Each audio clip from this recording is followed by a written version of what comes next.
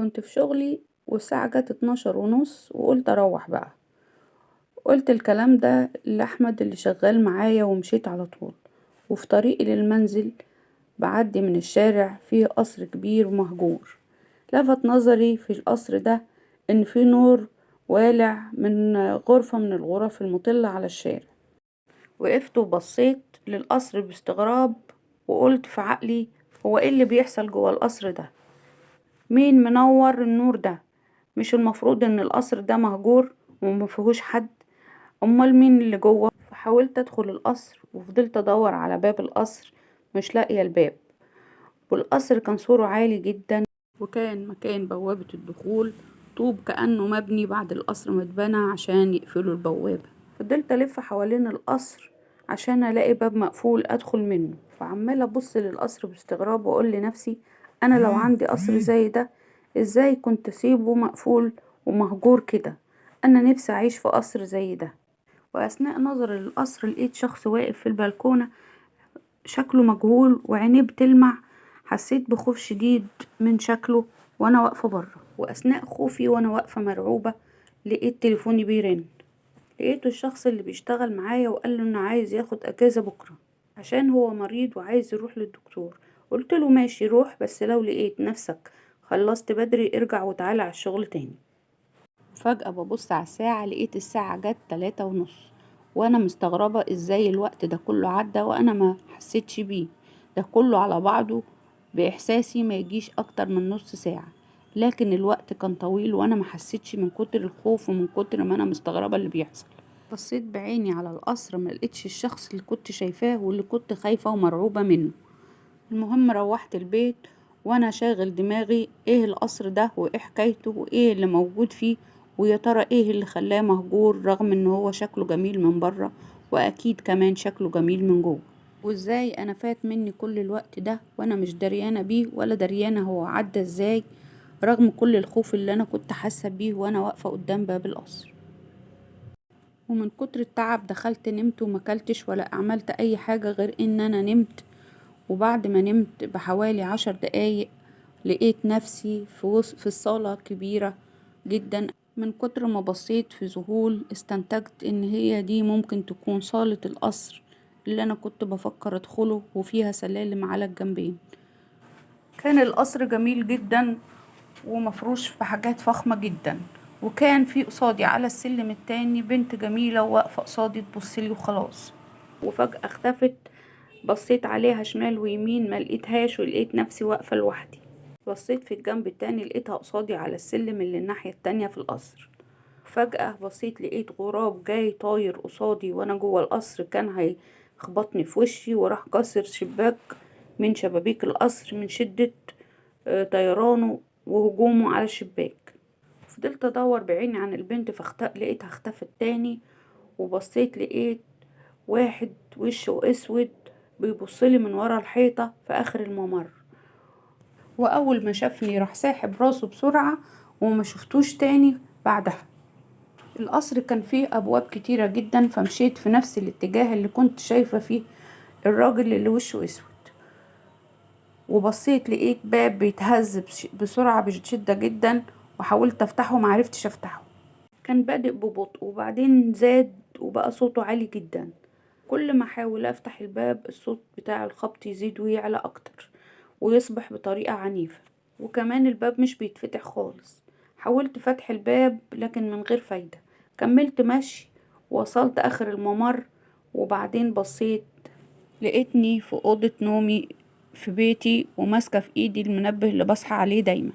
عرفت ساعتها ان كنت بحلم، واستغربت ليه الحلم ده بالذات. يمكن عشان كنت واقفة قدام باب القصر بالليل. عيني جت مرة تانية على المنبه لقيت ان ميعاد الشغل جه ولازم البس وانزل على طول. بس انا مش فاهمة حاجة ومش عارفة ايه اللي بيحصل. وانا في طريقي للشغل عمالة اسأل نفسي هل ده كان حلم ولا كان ايه؟ انا مش فاهمة حاجة لحد دلوقتي. كملت شغلي وقعدت لحد نهاية اليوم عادي زي ما بعمل على طول. وجه ميعاد خروجي من الشغل، في طريقي للبيت برضو بصيت على القصر ولقيت فيه نفس النور القايد، لكن المرة دي اصريت ان انا اعرف ايه القصة بتاعت القصر دي ولازم ادخله. ولقيت حاولت اتسلق السور ده عشان ادخل جوه القصر واعرف ايه اللي بيحصل. بعد ما عديت السور ودخلت جنينة القصر، فضلت ماشية لحد ما وصلت لباب القصر، وحاولت فتح الباب وفتحته ودخلته. اول ما دخلت الباب اتقفل لوحده، والمنظر جوه كان زي ما شفت في الحلم، صالة كبيرة وسلالم على الجنبين، لكن المرة دي تراب في كل مكان. ولكن وانا واقفة بس افتكرت البنت اللي كانت واقفة في الجنب التاني من السلم وبتبص عليا في الحلم، لكن بصيت ملقتش حد واقف، وبصيت الناحية التانية لقيتها واقفة قصادي على السلالم اللي في الاتجاه التاني. وبعد شوية بصيت لقيت في حد، كأن في حد واقف ورايا بيقول لي انت جيتي يا ويلك وسواد ليلك. انا مش شايفة الحد ده بس حاسة بيه، وحاسة انه واقف ورايا وسامعة صوته كويس. بصيت لقيت الحيطان كلها، حوائط البيت كلها بتنزف دم كتير غطى الحيطة بحالها، وفي حد بيكتب على الحيطة يا ويلك وسواد ليلك، يومك مش هيعدي على خير، مش هتخرجي من هنا بالسهل. ورسم وش بيضحك، وكتب على كل حيطان البيت نفس الكلام ده، مفيش ولا حيطة ما كانش مكتوب عليها الجملة اللي بيقولها لي دي. وفعلا وقتها برضو كان كل الحيطان بتجيب دم، حتى السقف كان بيجيب دم هو كمان. كل ده كان بيحصل قدامي وانا واقفة في صالة القصر، وفضل السقف ينزل دم لحد ما بدأ ينقط عليا وانا واقفة، وعلى هدومي وعلى راسي وفي كل مكان فيا نقط دم كبيرة وكتيرة جدا. صرخت بصوت عالي والباب اتفتح بقوة، وطلعت أجري بسرعة، لقيت نفسي في ممر كبير والحيطة بدأت تجيب دم برضو. جريت لكن الممر مش بيخلص، كأني في متاهة، عمالة أطلع من هنا أدخل من هنا، كأني في متاهة في كل الممرات زي بعضها. الدم غرق المكان لحد الأرض، ونفس الكلمة مكتوبة في كل مكان. قلت بصوت عالي سيبوني أمشي، أنا مش هاجي هنا تاني. سمعت ضحك كتير جاي من كل حتة بأصوات مختلفة، رجالة وستات وأطفال كلهم بيضحكوا. حطيت إيدي على وشي وعيطت من كتر الخوف والرعب. شوية وهديت كل حاجة، وشلت إيدي من على وشي لقيت كائن غريب ماسك في السقف وبيبصلي. لونه كان أسود وعيونه لمعة وسنانه حادة جدا.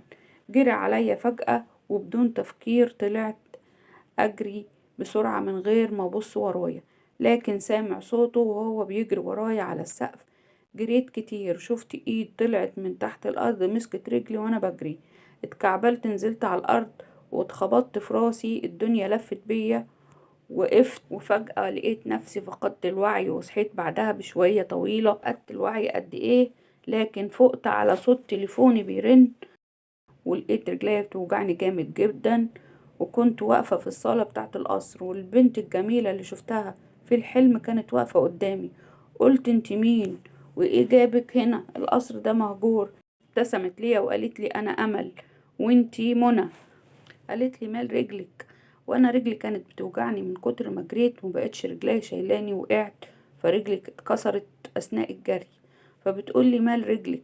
قلت لها وقعت ورجلي اتكسرت واتخبطت خبطة كبيرة فيها. قربت على رجلي ومسكتها، الوجع تلاشى. قلت انت عملتي ايه؟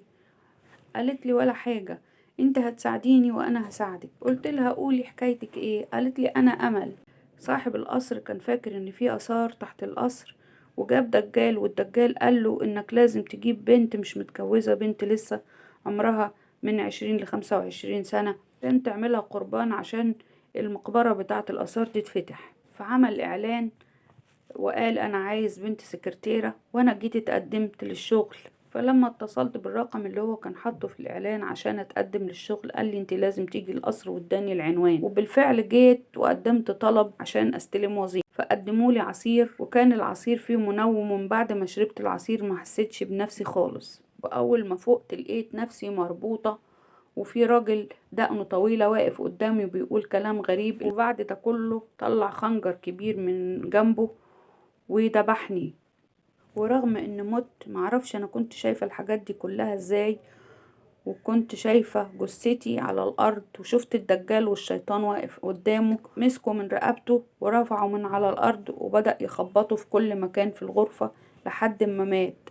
رماه الشيطان على الارض. ولما جه صاحب القصر اتفاجئ باللي حصل، جه حط جثتي وجثة الدجال في الحفرة اللي كانت في الأرض، وردم علينا وطلع يجري وهو فاكر إن كل حاجة انتهت، لكن كان لازم حق يرجع كامل ويدفع تمن اللي عمله. وفي يوم دخل بالليل حرامي القصر وقابل صاحب القصر وشه فقتله زي ما حصل فيا، ذبحه وسابه وجري كأنه بيقتله ويمشي بدون ما يسرق حاجة. ولما النهار طلع الخدم اكتشفوا اللي حصل لصاحب القصر، ومن يومها القصر فاضي ومقفول. وبدأت الناس تشتكي من ظهور الأشباح في القصر، لأن القصر اتقفل من بعد ما صاحب القصر مات. فبدأت الحكومة تتصرف وجابوا طوب وأسمنت وقفلوا باب القصر عشان محدش يعرف يدخله تاني، ويفضل مقفول على الأشباح اللي موجودة فيه من غير ما أي حد ينضر. ومن يومها محدش دخل القصر، وأنا نفسي أتواصل مع أي حد من البشر علشان يرجعلي حقي. وما كانش في حد بيدخل القصر لحد النهاردة، لحد ما انت دخلت القصر. رديت وقلت لها طب انا اعمل ايه اللي بايدي اعملهولك؟ قالت لي انت لازم تدخلي في البدروم وتطلعي جثتي وتدفنيني في المقابر الحقيقية بتاعة البشر. ما ينفعش افضل موجودة هنا مدفونة في الحفرة اللي حفرها صاحب البيت، لاني انا كده مدفونة مع الدجال اللي سبب في موتي ومش مرتاحة، وجثتي مش مرتاحة وانا مدفونة وروحي مش مرتاحة. رديت عليها وقلت لها حاضر، انا هعملك اللي انت عايزاه بس اخرج من هنا. ودورت على حاجة، هي دلتني على الحفرة وانا دورت على حاجة احفر بيها، وجبت شكارة او كيس كبير عشان احط فيه جثتها عشان انقلها في المقابر. عفرت وبصيت فيه جثتين في الحفرة، منهم جثة لابسة فستان. قالت لي دي جثتي، فاخدتها، وطبعا كانت عبارة عن هيكل عظمي داخل فستان. حطيتها في الشكارة او الكيس اللي معايا ومشيت وراها من سكات لحد ما ودلتني على مكان في السور بتاع القصر مكسور، هي بس اللي تعرف طرقه. قالت لي خد جثتي يلا وادفنها في اقرب مقابر تقابلها، وانت اخرج وارجع بيتك تاني. وبصيت لي وهي مبتسمة واختفت، وانا عملت اللي اتفقنا عليه ورجعت لبيتي. ومن يومها وانا ماليش دعوة باي حاجة خالص، وبعدي على القصر رايح جاي ما ببصش له ولا ليا دعوة بيه تاني، ومبقتش اشوف ولا اسمع اي حاجة فيه من اليوم ده.